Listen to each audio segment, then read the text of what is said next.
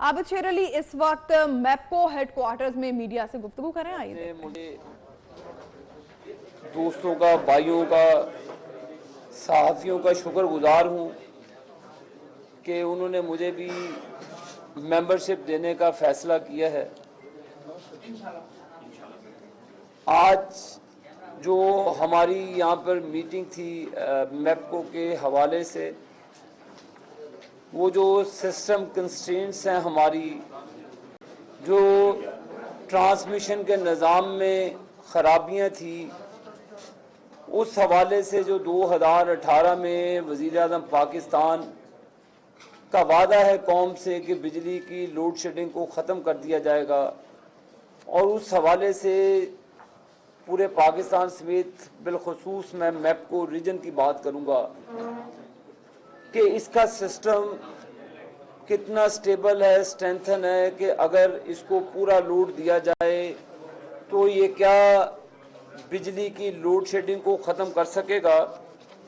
उसकी तरसीलाती निज़ाम में जो खलल है उनको दूर किया जा सकेगा।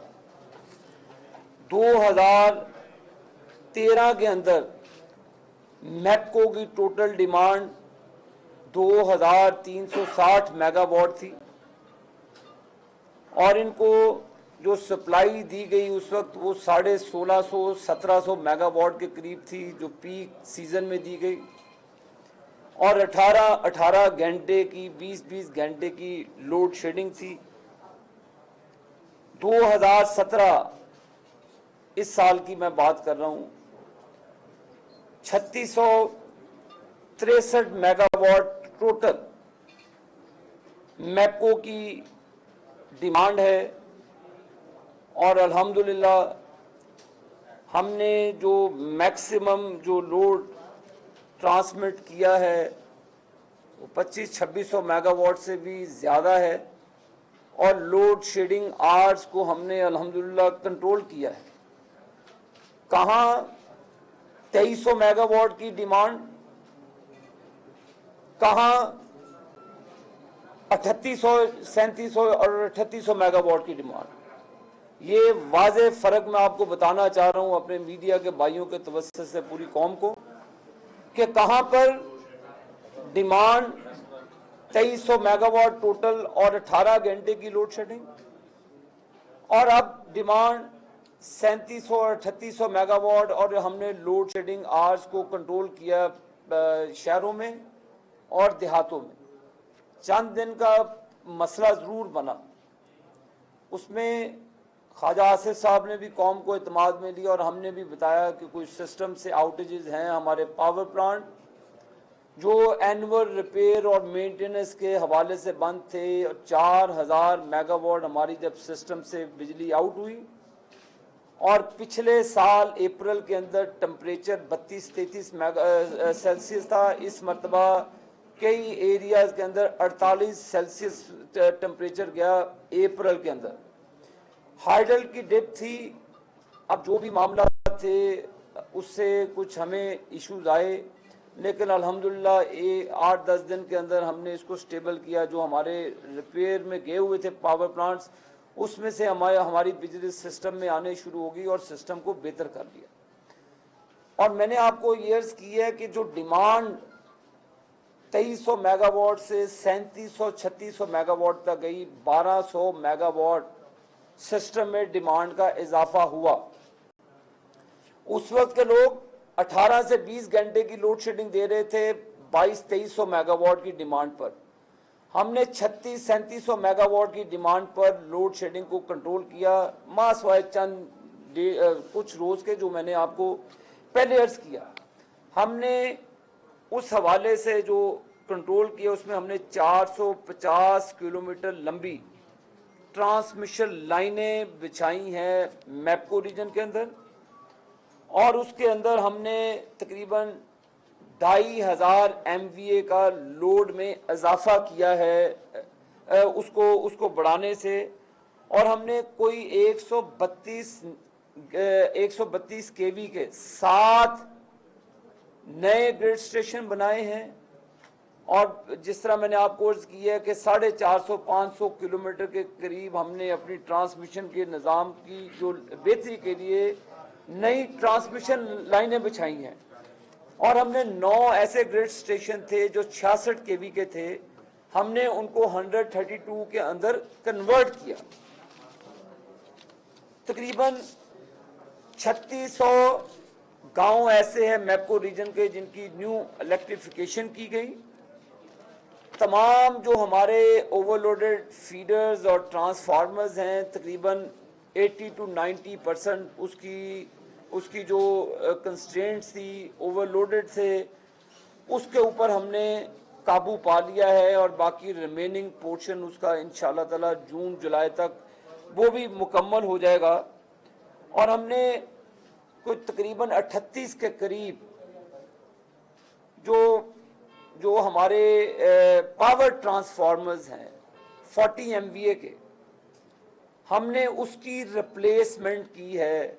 हमने अपने ग्रिड स्टेशन के अंदर वो नए मैपको रीजन की बात कर रहा हूँ कि हमने 40 MVA के 38 ट्रांसफार्मर ऐड करके हमने अपना जो ट्रांसमिशन का निज़ाम था, जो माजी में 2800 मेगावाट के ऊपर बैठ जाता था, 2800 मेगावाट से ज़्यादा कैपेसिटी नहीं थी मैपको रीजन की कि आपकी सप्लाई को सस्टेनेबल तरीके से आगे उसको लेकर चल सके।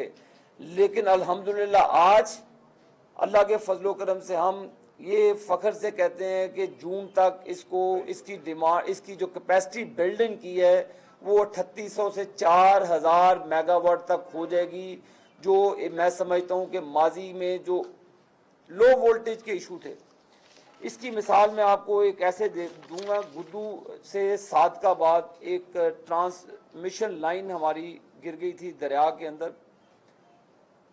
2 साल तक हमें इशू रहे उस पर। फिर हमने सिंध गवर्नमेंट से रिक्वेस्ट की कि पानी रोकें इस पर। हमने अल्हम्दुलिल्लाह वो 450 मिलियन रुपीस की लागत से हमने वो अपना ट्रांसमिशन का निज़ाम बेहतर कर लिया है।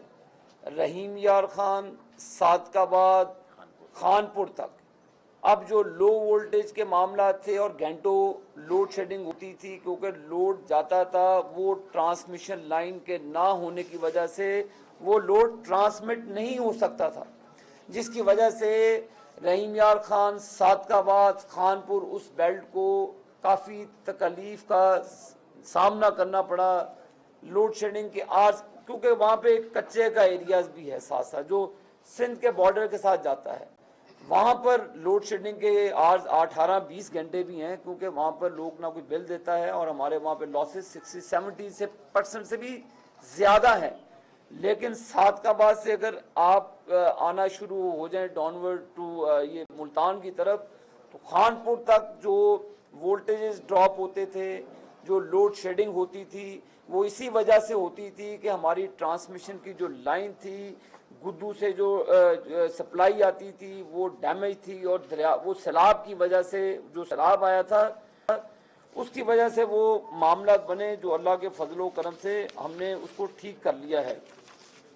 और जैसे मैंने आपको पहले ही बता दिया कि हमने पहले 2013 तक कोई 5500 MVA के करीब यहाँ पर लोड था जो मैपको रीजन का था।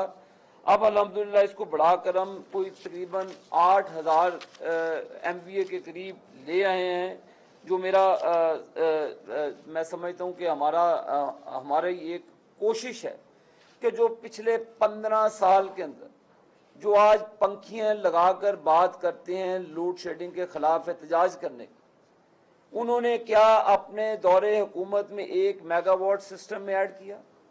क्या वो पंखियां लेकर इसलिए बैठ रहे हैं कि आज शहरों में अल्हम्दुलिल्लाह बिजली की लोड शेडिंग बहुत कम है? क्या वो इसके खिलाफ एहतजाज कर रहे हैं कि लोगों को सुकून मिल रहा है? क्या वो इसके लिए एहतजाज करने जा रहे हैं कि आज इंडस्ट्री में ज़ीरो लोड शेडिंग है? क्या वो इसलिए एहतजाज करने जा रहे हैं कि इंडस्ट्रियल मिक्स पावरलूम इंडस्ट्री जो 18-18 घंटे बंद रहती थी, हमने उनको ज़ीरो पे रखा, और पावरलूम की डिमांड पर लोगों ने डिमांड की कि हमें 4 घंटे की लोड शेड करें, तो हमने ये इसको 4 घंटे की लोड शेड उनकी डिमांड पे किया। तो ये क्या पीपल्स पार्टी और दूसरे हरीफ इसके खिलाफ एहतजाज करने जा रहे हैं कि मियां नवाज शरीफ की हुकूमत ने बिखी पावर प्लांट सिस्टम में 10 महीने पहले ले आए हैं। 17 महीने की रिकॉर्ड मुद्दत में वो पावर प्लांट तैयार हुआ जो 40 महीने एक वर्ल्ड वाइड स्टैंडर्ड है। क्या इसलिए एहतजाज हो रहे हैं कि आज बल्लो की हवेली, बहादुर शाह, कादरपुर का पावर स्टेशन, नीलम जेलम, तरबेला एक्सटेंशन 4, इसी तरह पोर्ट कासिम के पावर प्लांट जो हर महीने ऐड होगी हमारी बिजली, क्या इसके लिए एहतजाज कर रहे हैं? क्या इसके लिए एहतजाज कर रहे हैं कि जो न्यूक्लियर पावर प्लांट से हमारी इस महीने बिजली ऐड होगी 350 मेगावाट, क्या उसके खिलाफ एहतजाज कर रहे हैं? क्या इनका एहतजाज ये है कि हमारी हुकूमत सस्ती बिजली देने जा रही है? क्या उनको ये मसला है कि हम पाकिस्तान के लोगों के मसाइल जो आपके पैदा किए हुए थे, ये जितने भी आज जमात के लोग आ रहे हैं उनके कारकुन नहीं आ रहे क्योंकि उनको पता है कि घरों में बिजली का निज़ाम ठीक है। हमने कौम को ये नहीं कहा कि रातों रात ठीक हो जाएगा, हमने आपको कॉन्फिडेंस में लिया और हमारी वेबसाइट के ऊपर एक मेगावाट की जो आती है वो पब्लिक करते हैं। हम हमारे सिस्टम में जो आउटेजेस हुए हमने उससे कौम से मैंने खुद बात करके मैंने माजरत की उनसे, लोगों को जो तकलीफ हुई है एडमिट किया है कि जो 4000 मेगावाट हमारी आउटेजेस थे, जो एनुअल आउटेजेस थे, इवन के डिप थी हाइडल की, हाइडल ना होने के बावजूद हम उसको कंट्रोल कर गए। लेकिन इस साल हम इंशाल्लाह ताला जो पीक जनरेशन जुलाई अगस्त में आती है, हम 20,000 मेगावाट से ज़्यादा इंशाल्लाह ताला पैदावार करेंगे। और 2017 के एंड के अंदर जो पिछले पाकिस्तान बने को 68-69 साल हो गए, आपका कंपैरिजन होगा 69 साल कारकर्दगी से और हमारी 5 साल कारकर्दगी से। उस 69 साल 2013 तक जनरेशन 13,500 मेगावाट थी, 13,500 मेगावाट थी। हम इस साल अभी जून जुलाई में इसको 21,000 से अबव इसको इंशाल्लाह ताला टच करेंगे और इस साल के एंड तक हम इसे 24-25 हजार मेगावाट तक लेकर जाएंगे इंशाल्लाह ताला। और पिछले पाकिस्तान बनने से लेकर 2013 तक और 2013 से बनने वाला 2017-18 तक आप जो हमारे हुकूमत की कारकर्दगी बिजली की